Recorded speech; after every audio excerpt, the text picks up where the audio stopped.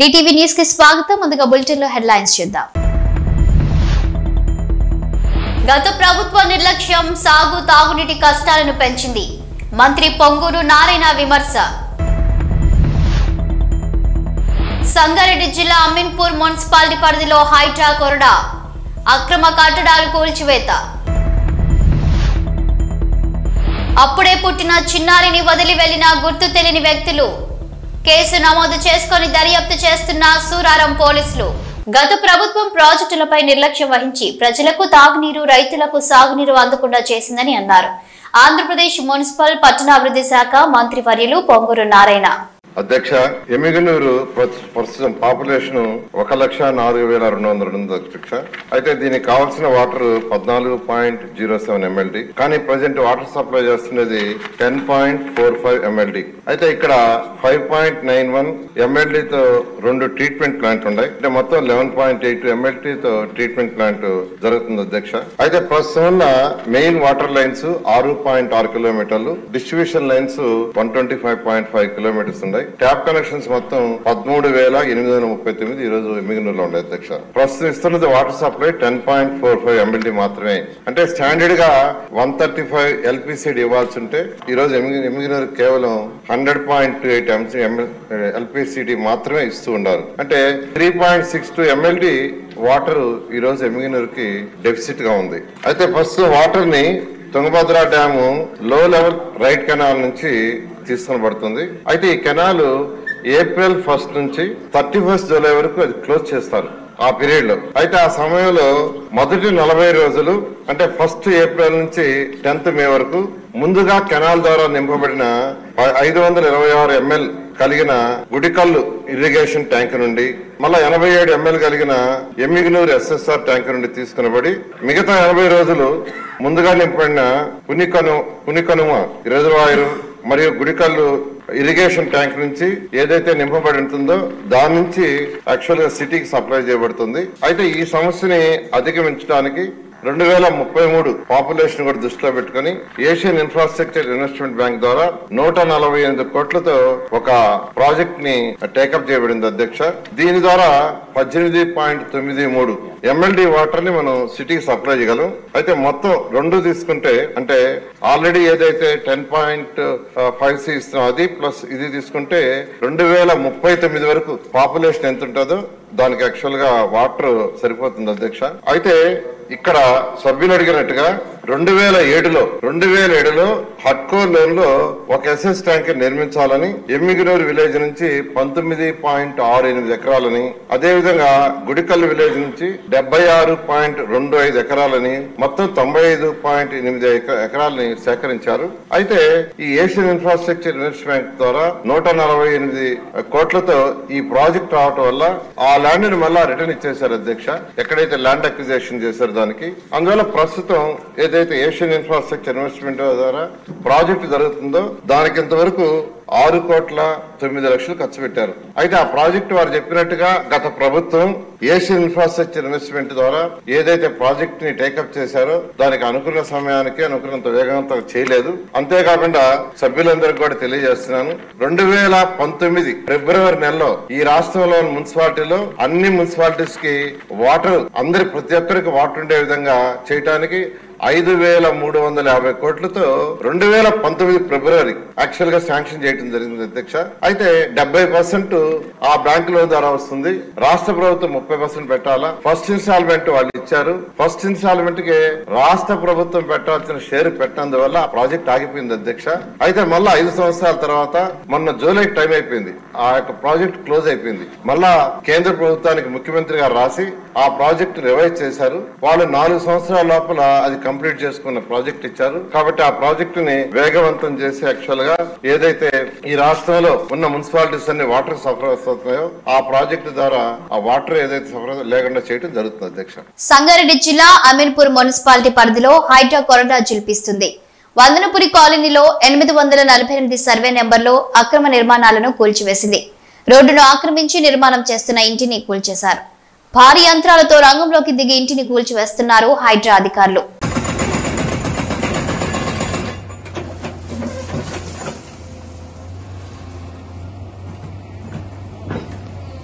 మానవత్వం మంట కలిసింది.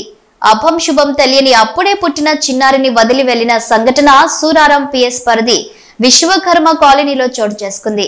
అప్పుడే పుట్టిన శిశువుని కవర్లో పెట్టి వదిలి వెళ్లిన దృశ్యాన్ని గమనించిన స్థానికులు పోలీసులకు సమాచారం ఇచ్చారు. ఎవరో గుర్తు తెలియని వ్యక్తులు చిన్నారిని ప్లాస్టిక్ కవర్లో ఉంచి షాపు అరుగు ముందు ఉంచి వెళ్లినట్లు గమనించిన స్థానికులు పోలీసులకు సమాచారం ఇచ్చి హాస్పిటల్ కు తరలించారు. కేసు నమోదు చేసుకున్న పోలీసులు దర్యాప్తు చేస్తున్నారు.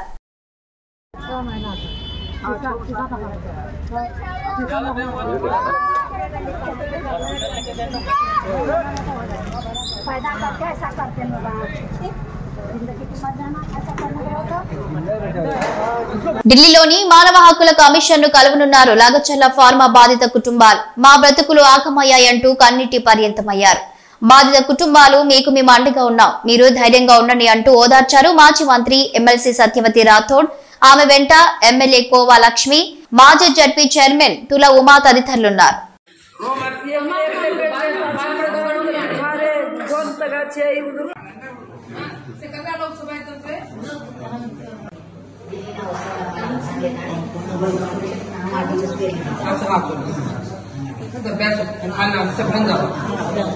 MP माजी MP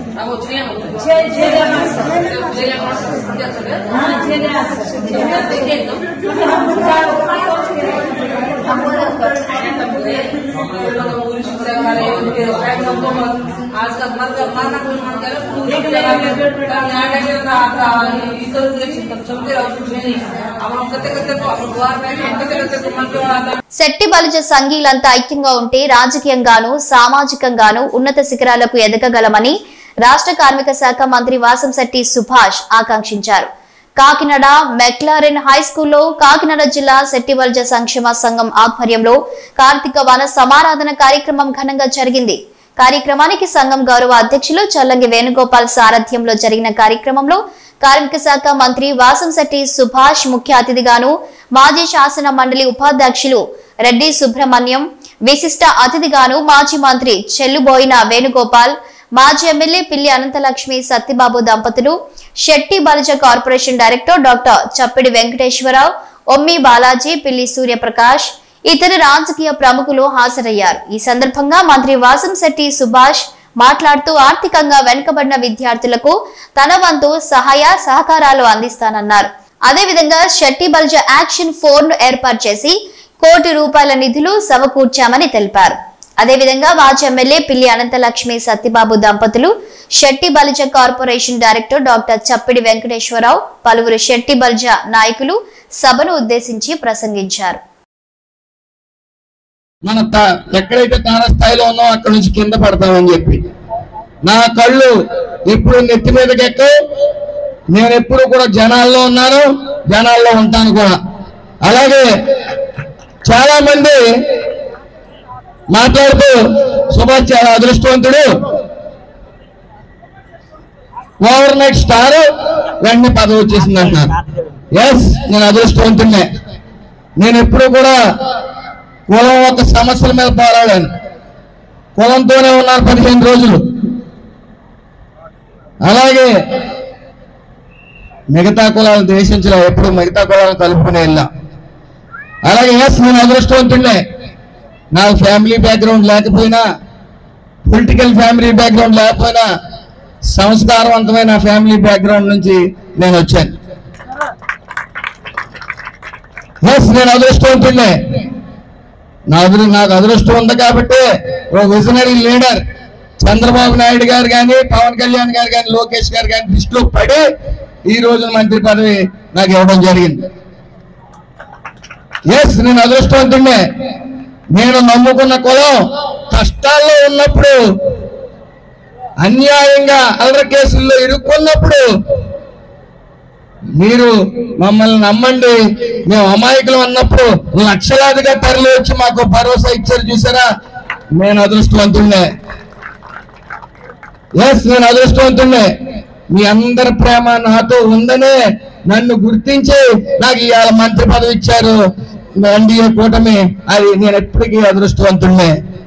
నేను అప్పుడు ఎప్పుడు కూడా జనంలోనే ఉంటాను, అందులో ఏ విధమైన సందేహం లేదు.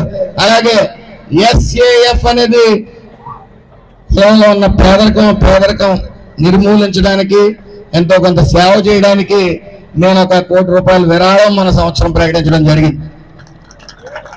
ఈరోజు దాని విధి విధానాలు ఏంటనేది ఆల్రెడీ కమిటీకి కొన్ని పేర్లు కూడా నేను రాసుకోవడం జరిగింది. మరి ఈ రోజు నేను రాజకీయాల్లో ఉన్నాను కాబట్టి నేను డైరెక్ట్ గా ఈ కులం విషయాలు మానిటరింగ్ చేయలేను, అన్ని విషయాల్లోని నేను ఉండలేను. కాబట్టి ప్రతి ఏరియా నుంచి 2-3 తీసుకుని అందులో సభ్యుల కింద చేసి ఆ 1 కోటి రూపాయల చెక్ పవర్తో సైతం వాళ్ళకి ఇవ్వడం జరుగుతుంది.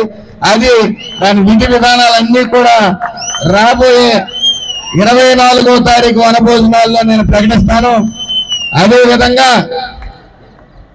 అదేవిధంగా ఇక్కడ చాలా సమస్యలు వెంటనే వస్తూ ఉన్నాయి.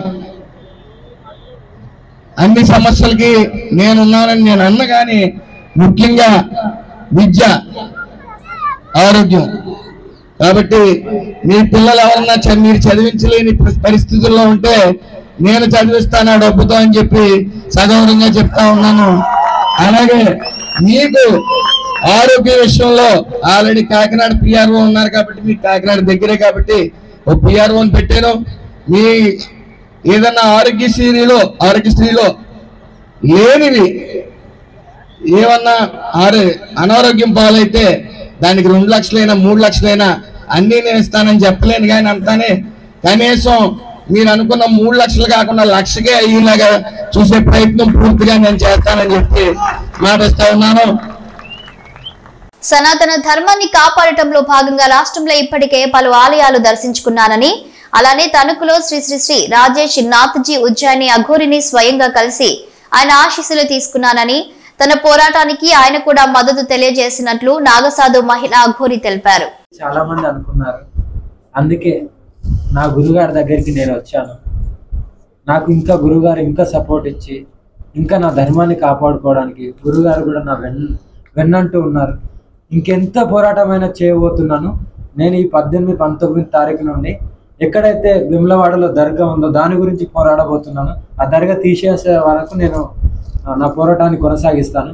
ముత్యాలమ్మ గుళ్ళ కానీ లేకుంటే ఆంజనేయ స్వామి గుళ్ళ నవ విగ్రహాలు ఏదైతే ఎన్ని ధ్వంసాలు అయితే నేను హెచ్చరించినప్పటి నుండి ఆ 6 గుళ్ళు ధ్వంసమైనాయి కదా, వాళ్ళు ఎవరు చేశారు ఏంటిది అనేది బయటకు వచ్చే వరకు నా పోరాటాన్ని ఆపను. నేను తెలంగాణకు చేరుకున్న వెంటనే 100% నేను ధర్నా చేస్తున్నాను. ఆ గుడిని నేనే స్వయంగా ఒక సుత్త తీసుకొని వెళ్ళి ఏదైతే నా గుళ్ళో ఉందో రాజరాజేశ్వరి టెంపుల్లో దాన్ని కూడా నేను ధ్వంసం చేయబోతున్నాను. ఎన్ని కేసులు వేస్తారో వేసుకోండి. నాకు మా గురువు గారు ఉన్నారు.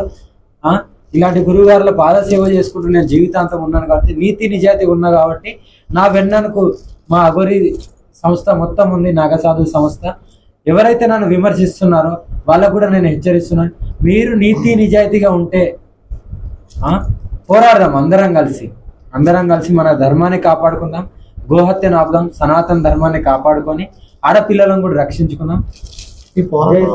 ఆధునిక కవి, స్వరకర్త, సంగీతకారుడు, సామాజిక తత్వవేత్త శ్రీ భక్త కనకదాస జయంతి సందర్భంగా ఆయన చిత్రపటానికి నివాళులు అర్పించారు మాజీ ముఖ్యమంత్రి, వైఎస్ఆర్ కాంగ్రెస్ పార్టీ అధ్యక్షులు వైఎస్ జగన్. కార్యక్రమంలో మాజీ మంత్రి ఉషా శ్రీచరణ్, హిందూపురం వైఎస్ఆర్సీపీ ఇన్ఛార్జ్ టిఎన్ దీపిక, పలువురు వైఎస్ఆర్సీపీ నాయకులు పాల్గొన్నారు. నాచారంలోని సెయింట్ పీటర్స్ మోడల్ స్కూల్ యాజమాన్యం అయ్యప్పమాల వేసుకున్న విద్యార్థులని స్కూల్లోనికి అనుమతించకపోవడంతో విద్యార్థులు స్కూల్ బయట నిరసన తెలిపారు.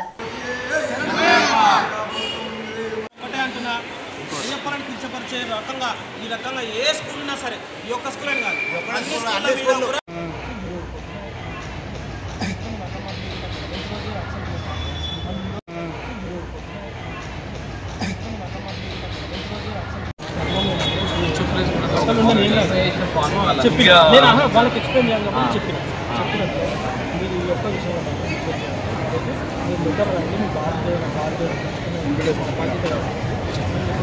మా బాధ్యత స్కూల్లో కూడా అట్లాంటి నియమం కనబడతలేదు. చుట్టుపక్కల ఉన్నటువంటి జాన్సన్ స్కూల్లో, డెక్కన్ స్ప్రింగ్ స్కూల్లో, అక్కడ ఉన్నటువంటి ఇంకో జాన్సన్ స్కూల్లో, ఢిల్లీ పబ్లిక్ స్కూల్లో, ఈ లోకల్లో కమలా మెమోరియల్ స్కూల్లో, మల్లారెడ్డికి సంబంధించిన స్కూల్లో కూడా మాల విషయంలో అట్లాంటి అబ్జెక్షన్ లేదయ్యప్ప. వాళ్ళు యూనిఫామ్ లేకుండా ఇంకా మాల నల్లటి బట్టలు వేసుకొని అయ్యప్పని పూజించుకుంటూ పోతారు. కానీ మరి ఈ స్కూల్లో ఎందుకు ఇట్లా మరి తీసుకుని మరి మొత్తం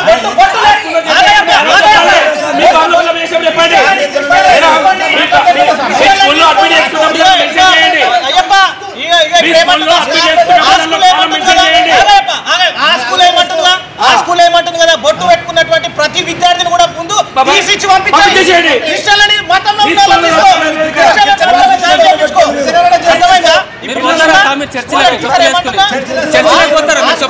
లగచర్ల ఘటనలో అరెస్ట్ అయిన వారిని సోమవారం ఉదయం సంగారెడ్డి సెంట్రల్ జైలులో ములాఖత్ అయ్యారు. బీజేపీ ఎంపీలు ఈటల, డీకే అరుణ, బీజేపీ ఎంపీలు ఈటల రాజేందర్, డీకే అరుణ సోమవారం ఉదయం సంగారెడ్డి సెంట్రల్ జైలుకి చేరుకున్నారు. లగచర్ల కేసులో జైలులో ఉన్న 16 మందితో ములాఖత్ అయ్యారు. 5గురు పార్టీ నేతలు సెంట్రల్ జైలు లోపలికి వెళ్లి రిమాండ్ ఖైదీలను కలిశారు.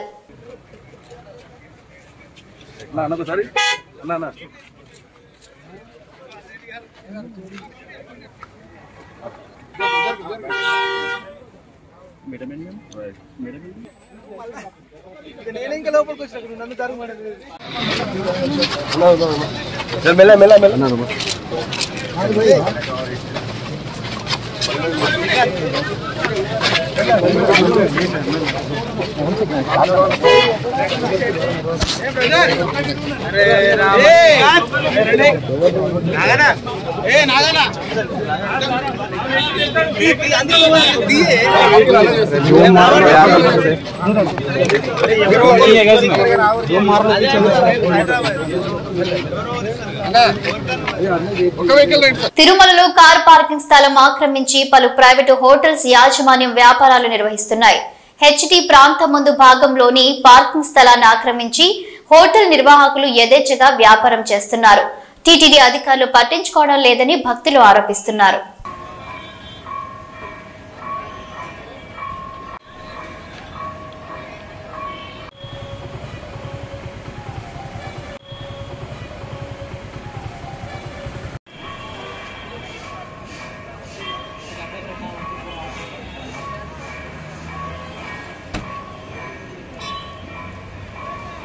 కురబలకోట మండలంలో ఘోర రోడ్డు ప్రమాదం చోటు చేసుకుంది. కురబలకోట మండలం రైల్వే బ్రిడ్జి వద్ద ద్విచక్ర వాహనాన్ని ఢీకొంది గుర్తు తెలియని వాహనం.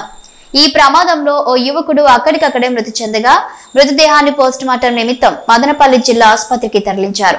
కేసు నమోదు చేసుకున్న ముదివేడు పోలీసులు దర్యాప్తు చేపట్టారు.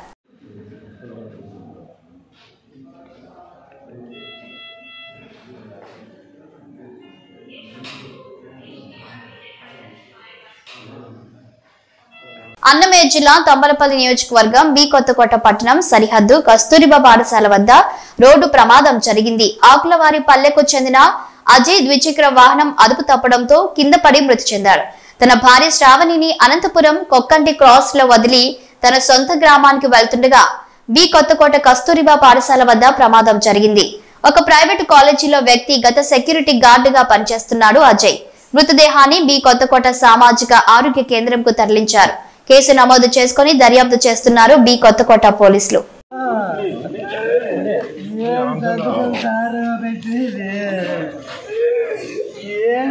గత 5 సంవత్సరాల కాలంలో కర్నూలు అర్బన్ డెవలప్మెంట్ అథారిటీ కుడాకు ఎంత ఆదాయం వచ్చింది, ఇంకా ఆదాయం తీసుకురావాలంటే ఏం చేయాలో వంటి వివరాలను కూడా అధికారులతో చర్చించడం జరిగిందని కర్నూలు అర్బన్ డెవలప్మెంట్ అథారిటీ కుడా చైర్మన్ సోమిశెట్టి వెంకటేశ్వర్లు ఈ రోజు కర్నూలు నగరంలోని కుడా కార్యాలయంలో విలేకరులతో మాట్లాడడం జరిగింది. ఈ సందర్భంగా వారు మాట్లాడుతూ గత వైసీపీ ప్రభుత్వంలో ఎన్నో అవకతవకలు జరిగాయని, ఎన్నో అక్రమ లేఅవుట్లు వేశారని, అలాగే లేఅవుట్ కు ఆన్లైన్ ద్వారా అప్రూవల్ చేయాల్సి ఉండగా పంచాయతీ సెక్రటరీలు తమ పరిధిలోని లేఅవుట్లకు ఆన్లైన్ అప్రూవల్ చేయించకుండా ఆఫ్లైన్ ద్వారా అప్రూవల్ చేయడం వల్లనే అక్రమ లేఅవుట్లు వేయడం సాధ్యమైందని, ఇది అరికట్టడానికి డిపిఓలతో చర్చించిన అనంతరం పంచాయతీలను డివిజన్ల వారీగా ఏర్పాట్లు చేసి పంచాయతీ సెక్రటరీలకు అవగాహన కల్పించేందుకు అవగాహన సదస్సులు ఏర్పాటు చేయనున్నామని తెలిపారు.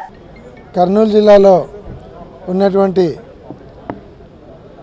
హెచ్ఆర్ కానీ, హ్యూమన్ రైట్స్ కమిషన్ కానీ, అలాగే లోకాయుక్త, సిబిఐ కోర్టు, తర్వాత వక్ఫ్ ట్రిబ్యునల్, ఎలక్ట్రిసిటీ రెగ్యులేషన్ అథారిటీ, ఇవన్నీ కూడా లా ఇన్స్టిట్యూషన్స్ ఉన్నాయి ఇక్కడ.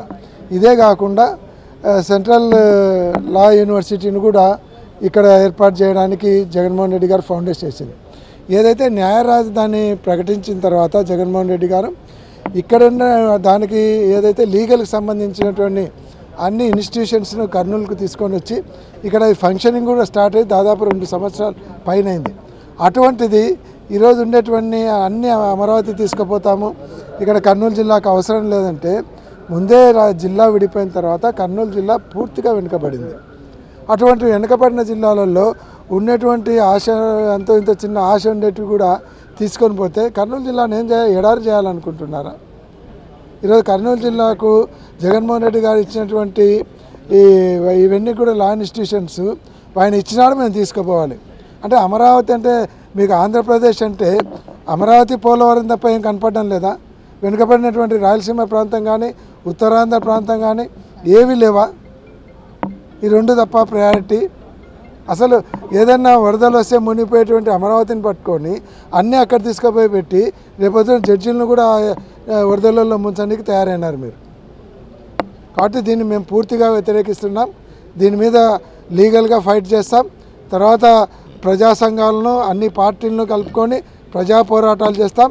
ఏది ఏమైనా ఈ పోరాటం ఎంతవరకైనా తీసుకుపోయి కర్నూలుకు ఉన్నటువంటి ఇవన్నీ పోకుండా ఉండేదానికి శాయశక్తిలా పోరాటం చేస్తాం.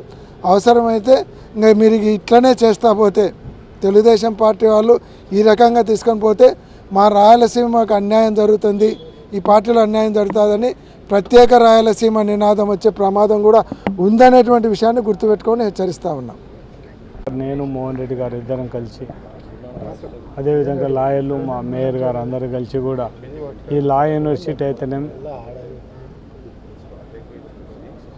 లోకాయుక్త అయితేనేమి, ఇంకా కొన్ని ఇన్స్టిట్యూషన్స్ కూడా ఇక్కడ నుంచి లా యూనివర్సిటీ ఇవన్నీ కూడా మార్చాలనే ఉద్దేశంతోనే హైకోర్టులో పిటిషన్ ఫైల్ చేయడం జరిగింది గవర్నమెంట్. ఆ ఇన్స్టిట్యూషన్స్ అన్నీ మార్చకుండా ఖచ్చితంగా కర్నూలు జిల్లాలోనే ఉండే విధంగా ఖచ్చితంగా మనం ప్రెజర్ తీసుకురావడం జరుగుతుంది. ఆ ఉద్దేశంతోనే ఈరోజు కలెక్టర్ గారికి కూడా మేము రిప్రజెంటేషన్ ఇవ్వడం జరుగుతుంది. దాంతోపాటు ఈ మనకు 1953లో మనకు కర్నూలు జిల్లా ఆ రోజు ఉండే రాజధాని కూడా మనం సమైక్య ఆంధ్ర కోసం త్యాగం చేయడం జరిగింది. ఎప్పుడు కర్నూలు జిల్లా ప్రజలు త్యాగం చేయడంలోనే ఉండాలా, మనం అనుభవించుకోవడానికి మనకు అవకాశం ఉండదు అనేది కూడా ఒక్కసారి మనం ఆలోచించాల్సిన అవసరం ఉంది. అందుకే మొత్తం ప్రజలను అందరినీ కూడా అన్ని పార్టీల నాయకులను కూడా కోరేది ఒకటే, ఈ ఇన్స్టిట్యూషన్స్ ఇక్కడ జిల్లా నుంచి తరలిపోకుండా ఖచ్చితంగా అందరూ కూడా కాపాడాల్సిన బాధ్యత మన అందరి మీద ఉంది. కాబట్టి ఖచ్చితంగా దీనికోసం మన ఉద్యమాలు చేయడానికి కానీ ఇంకొక దానికైనా కానీ లీగల్ ఫైట్ చేయడానికి కానీ వెనకాడే ప్రసక్తే లేదు.